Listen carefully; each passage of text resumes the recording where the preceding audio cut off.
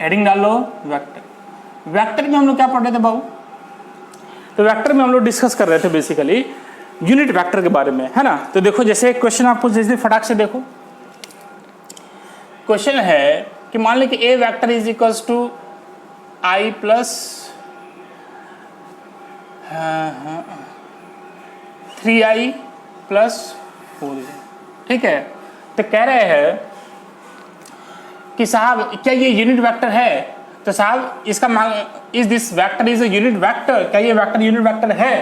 तो कैसे करेंगे साहब? इसका मैग्नीट्यूड निकाल के देख लेंगे, अगर इसका मैग्नीट्यूड 1 होगा तो यूनिट वेक्टर होगा, नहीं तो नहीं होगा। आओ देखते हैं। मॉड ऑफ ए बराबर क्या होगा?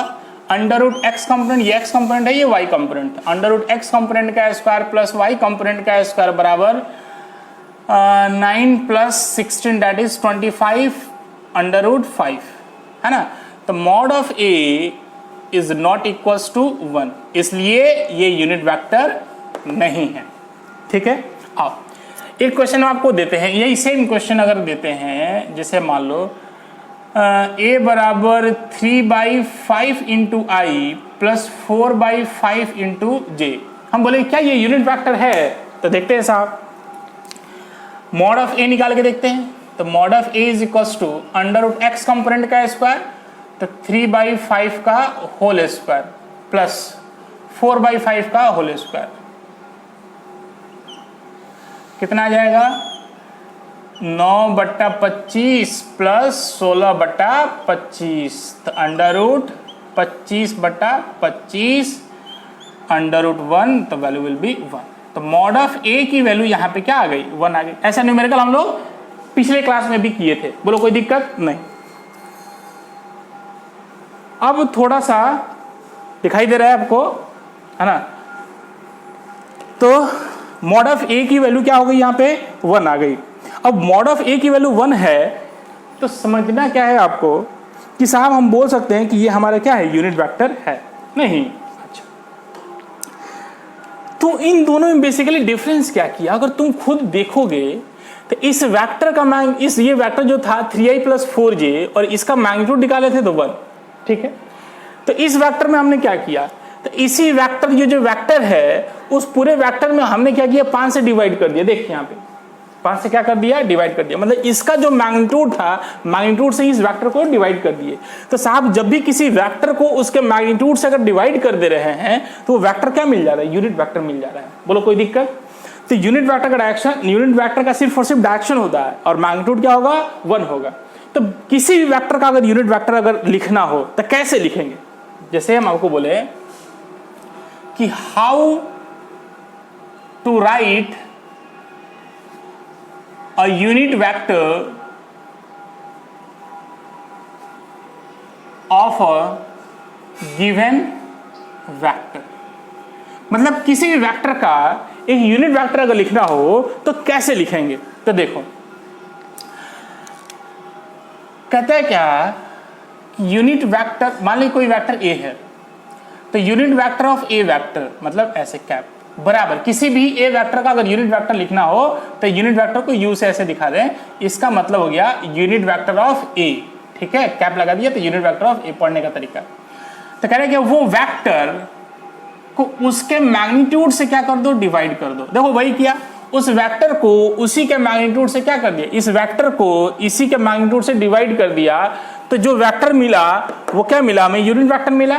तो यूनिट वेक्टर लिखने का तरीका क्या है कि किसी भी वेक्टर को उसके मैग्नीट्यूड से डिवाइड कर दोगे तो आपको क्या मिल जाएगा? यूनिट वेक्टर मिल जाएगा। मतलब ये जो यूनिट वेक्टर मिलेगा, इस यूनिट वेक्टर का जो डायरेक्शन होगा वो ए वेक्टर के डायरेक्शन में होगा, ठीक है। अगर यूनिट वेक्टर ऑफ ए लिख रहे हैं तो जिस ए का यूनिट वेक्टर लिख रहे हैं तो इस वेक्टर का डायरेक्शन ए के वेक्टर के डायरेक्शन में ही होगा, ठीक है। तो किसी के भी डायरेक्शन में अगर कोई यूनिट वेक्टर लिखना है तो उस वेक्टर के मॉड से क्या कर दो? मैग्नीट्यूड से डिवाइड कर दो, आपको क्या मिल जाएगा? वो वेक्टर मिल जाएगा। बोलो कोई दिक्कत तो नहीं। अब जैसे एग्जांपल देखो, find the unit vector of A vector, बराबर दिया हुआ है 2i plus 3j minus 4k। ऐसे छोड़ दें, यही दो टू डायमेंशनल वेक्टर ही पढ़ो, क्योंकि कोई दिक्कत की बात नहीं है साहब, वो भी कर सकते हैं। हम कह रहे हैं क्या कि फाइंड कर लो, कोई दिक्कत नहीं है, क्योंकि अभी हम लोग जो पढ़ रहे हैं वो यूनिट वेक्टर ही अभी हम लोग पढ़ रहे हैं टू डायमेंशनल वेक्टर पढ़ रहे हैं, 1D और 2D, 3D बाद में पढ़ेंगे। अभी फिलहाल देख लो कि इस वेक्टर का अगर यूनिट वेक्टर लिखना हो तो कैसे लिखोगे। तो कह रहा है क्या कि इस वेक्टर का यूनिट वेक्टर अगर लिखना है, यूनिट वेक्टर ऑफ ए, क्या लिखेंगे, तो वो वेक्टर डिवाइडेड बाय उसका मैग्नीट्यूड। तो क्या करेंगे, वो वेक्टर लिख लो 2i plus 3j minus 4k, ठीक है, बाई इसका मैग्नीट्यूड क्या होगा, अंडर रूट एक्स कंपोनेंट का स्क्वायर प्लस वाई कंपोनेंट का स्क्वायर प्लस जेड कंपोनेंट का स्क्वायर। कितना आ जाएगा, ये आपका आ जाएगा 2i plus 3j minus 4k, ये आ जाएगा अंडर रूट 4 प्लस 9 प्लस 16, तो 16 9 25 4 29, तो आ जाएगा 1 by under root 29 into 2i plus 3j minus 4k। यह क्या मिली आपको, आंसर मिली। बोलो कोई दिक्कत नहीं। तो किसी भी वेक्टर का यूनिट वेक्टर लिखने आपको आता है, बहुत बढ़िया। अगर हम बोल दें, यहां ध्यान से देखो,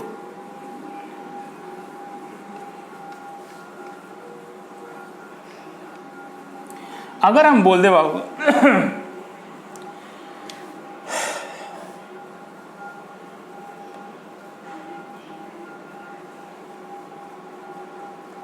अगर हम बोल दें कि अगर किसी वेक्टर का यूनिट वेक्टर दिया हुआ हो, मतलब ये गिवन हो, और उस वेक्टर का मैग्नीट्यूड गिवन हो, मतलब किसी वेक्टर का डायरेक्शन गिवन है और उसी वेक्टर का मैग्नीट्यूड भी गिवन है, तो क्या आप वो वेक्टर लिख सकते हैं? तो हाँ लिख सकते हैं। कैसे, तो देख, यहां पे हमें वही वेक्टर लिखना है, तो वो ए वेक्टर बराबर क्या लिख सकते हैं, mod of A into unit vector of A. बोलो लिख सकते हैं कि नहीं लिख सकते? ना सिंपल सा ऐसे ही तो होगा, मल्टीप्लाई कर दिया।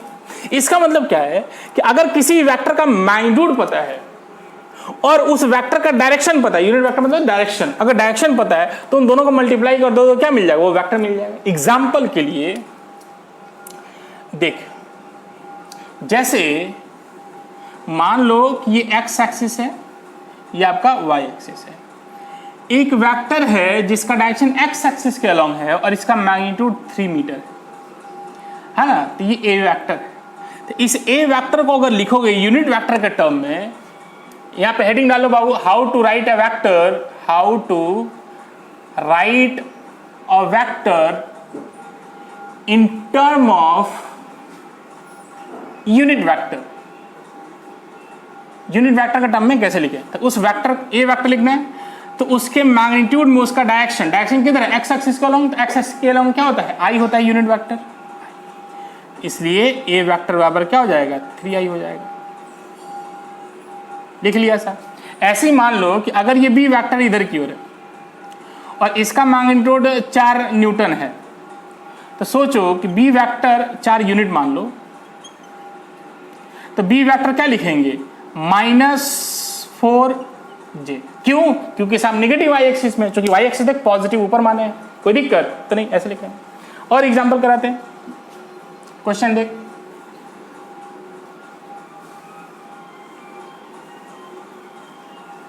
क्वेश्चन कहता है क्या, मिटाई दे इसको। क्वेश्चन आपसे कहता है कि write a vector A vector, ठीक है, एक ए वेक्टर लिखना है, हुज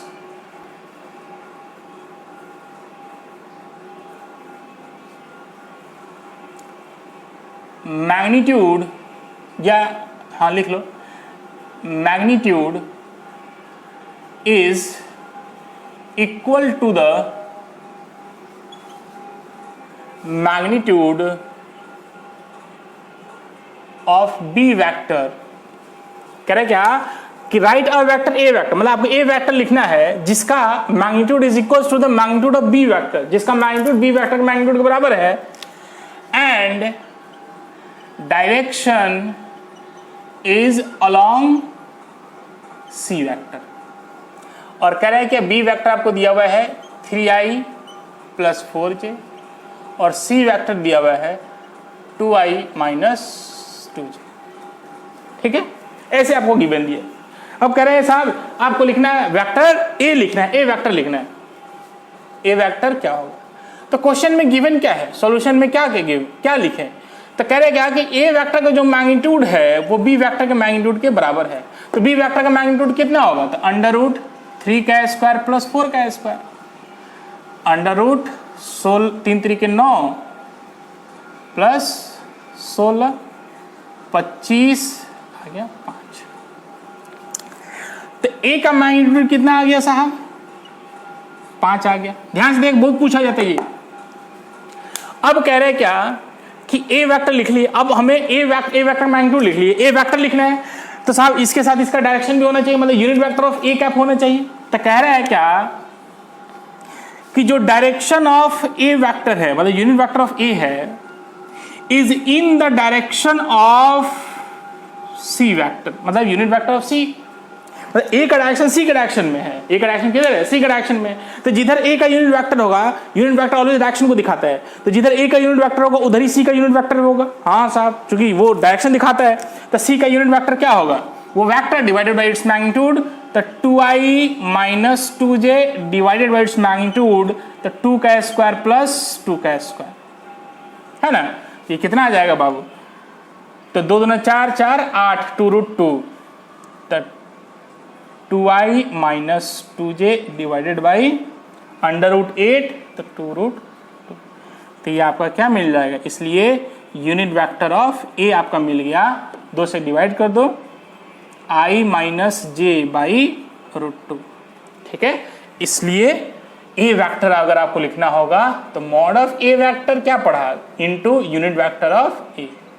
तो क्या लिखोगे? ए का magnitude 5 into unit vector of A कितना है? i - j/√2। तो कितना हो गया? 5/√2 इनटू i - j। बोलो कोई दिक्कत? तो नहीं साहब, दो कितना आसान है, नहीं एकदम इजी साहब, इजी। अब ऐसे ही क्वेश्चन और देता है। देख क्वेश्चन क्या कहते हैं, कहते हैं क्या कि write a vector A vector whose magnitude is equals to the, direct ऐसे लिख दे। देख एक अलग क्वेश्चन लिख दे कि ए वेक्टर आपको बताना है। कह रहा है क्या, गिवन क्या है कि mod of A vector is equals to 2 × mod of B and direction दिया हुआ है A vector is opposite to the direction of C vector. तो कह रहे ए वेक्टर कैसे लिखोगे? करेगा, और गिवन क्या है? मान लो कि बी वेक्टर दिया हुआ है 3i + j - 2k और सी वेक्टर आपका दिया हुआ है 2i + 2j, मान लो ऐसे दिया हुआ। ठीक है, इसमें k भी है, इसमें k नहीं है, ऐसा क्वेश्चन दे दिया साहब। अब क्या करेंगे? घबराने की बात नहीं है। देख कह रहे हैं mod of A is 2 × mod of B. तो पहले तो मॉड ऑफ बी निकाल लो। तो मॉड ऑफ बी कितना होगा? √x कंपोनेंट का स्क्वायर मतलब 3 का स्क्वायर + 1 का स्क्वायर + 2 का स्क्वायर। तो √3 × 3 = 9 + 1 + 4 √14 आ गया। बोलो कोई दिक्कत? तो इसलिए मॉड ऑफ ए का मैग्नीट्यूड कितना होगा? 2 × मॉड ऑफ बी मतलब 2√14। बोलो मॉड ऑफ ए निकल गया, कोई दिक्कत नहीं। अब आपको कह रहा है कि आपको चाहिए यूनिट वेक्टर ऑफ ए, तो वो कह रहा है क्या कि opposite to the direction of C vector. तो क्या करेंगे? माइनस साइन लगा देंगे। नहीं, बोलो कोई दिक्कत? तो नहीं साहब, इसका मतलब क्या कर देंगे? Unit vector of C vector, C vector unit vector लिखना है तो वो वेक्टर माइनस लगा दो, वो vector 2i + 2j divided by its magnitude, तो 2 का स्क्वायर + 2 का स्क्वायर कितना आ गया साहब? तो 2 दूना 4 4 8, तो फिर वही आ जाएगा -2i + 2j बाई 2√2। तो कितना आ जाएगा? Minus of the i + j/√2। ये आ गया आपका यूनिट वेक्टर ऑफ ए। इसलिए अगर आपको क्या लिखना होगा? ए वेक्टर लिखना है तो vector magnitude of A vector by unit vector of A vector, तो क्या लिखोगे, ए वेक्टर का मैग्नीट्यूड कितना है 2√14 इंटू माइनस पहले लगा दो i plus J by √2, answer. काट छाट लो अपना, जो कटेगा सो कट ले। बोलो कोई दिक्कत नहीं, एकदम आसान सा चीज है, खत्म हो गई कहानी। आया आगे सर आइए। तो ऐसे ही प्रकार का आपका क्या होगा, यूनिट वेक्टर था। अब हम लोग आएंगे आगे बढ़ेंगे।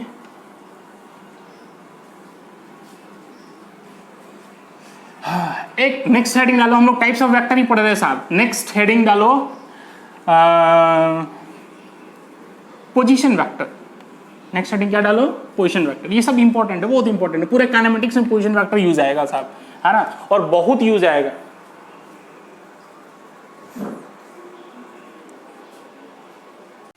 देखो बाबू, एक्चुअली रिकॉर्डिंग नहीं हो पाया था, है ना, तो इसको हम लोग लिखा हुआ है, हम समझा देते हैं रिकॉर्डिंग में। देखो क्या था कि हम लोग पढ़ने वाले थे, उसके बाद यूनिट वेक्टर खत्म हो चुका था। यूनिट वेक्टर के बाद हम लोग क्या पढ़ने वाले थे, पोजीशन वेक्टर। ठीक है, तो हम लोग हेडिंग डालिए पोजीशन वेक्टर। पोजीशन वेक्टर क्या होता है, तो पोजीशन वेक्टर होता है कि पहले लिख लो कि व्हाट इज पोजीशन वेक्टर। तो कहता है क्या कि it is a vector which start from origin and ends to a point. ठीक है, पहले समझो कि कह रहा है क्या है कि ये पोजीशन वेक्टर क्या होता है कि ये एक वेक्टर है जो कि ऑरिजिन से स्टार्ट होता है और किसी पॉइंट तक जाता है। जैसे देखो, मान लो कि हमने ये X axis Y axis draw करा, ये एक्स एक्सिस ये वाई एक्सिस। हमने क्या किया कि एक पॉइंट लिया यहाँ पे और ये जेड एक्सिस मान लिया। हमने एक पॉइंट ले लिया कोई भी पी, और इसका कोऑर्डिनेट कोई भी पॉइंट माना, किसका कोऑर्डिनेट होगा एक्स, वाई, जेड। ये तब होगा जब यहाँ का ऑरिजिन पे कोऑर्डिनेट कितना माने हुए 0,0,0। अच्छा, अब यहां से हमने क्या किया, एक एरो मार दिया पी पॉइंट तक। तो यही जो यही जो वेक्टर है, इसी वेक्टर को हम लोग क्या नाम दिए, पोजीशन वेक्टर। तो this is the position R vector, this is the position vector of point P. ये पी पॉइंट का पोजीशन वेक्टर आर वेक्टर होगा। अब कहते हैं क्या कि इस पोजीशन वेक्टर को यूनिट वेक्टर के टर्म में कैसे लिखें। बात समझ में आ रही, पोजीशन वेक्टर हो गया, यही पोजीशन वेक्टर हो गया, मतलब इसका position it is vector which start from origin, origin से स्टार्ट हुआ और कहां तक गया, किसी पॉइंट तक गया। अब कहते हैं कि how to write the position, how to write the position vector, how to write position vector in term of unit vector, है ना, कि पोजीशन वेक्टर को यूनिट वेक्टर के टर्म में कैसे लिखा जाए। तो देखो इसी आर वेक्टर को हम लोग किसके टर्म में लिखना है, यूनिट वेक्टर के टर्म में लिखना है। तो देखो आर वेक्टर कहता है क्या, यूनिट वेक्टर में कैसे लिखेंगे, तो कहता है क्या x component into I plus Y component into J plus Z component into K. मतलब किसी वेक्टर को अगर यूनिट वेक्टर के टर्म में लिखना है तो उसका होगा एक्स कंपोनेंट, जितना उसका एक्स पार्ट में लाई कर रहा है, जितना उसका वाई पार्ट में लाई कर रहा है, जितना उसका जेड पार्ट में लाई कर रहा है, तो उसको आई जे के से दिखा देंगे साहब, आंसर आ जाएगा। कैसे, तो देख, तो कहता है कि देख पहले समझ, ये x, y, z का मतलब क्या है। इसका मतलब है कि साहब ये पार्टिकल x एक्सिस में x लेंथ पे चला हुआ है, y एक्सिस में y लेंथ चला हुआ है और z एक्सिस में z लेंथ चला हुआ है। ठीक है, तो x एक्सिस के अलोंग x लेंथ चला हुआ है, तो x इंटू आई कंपोनेंट। x चला किस में, x एक्सिस में, x एक्सिस के लिए अलोंग यूनिट वेक्टर क्या होता है, क्या होता है, i होता है।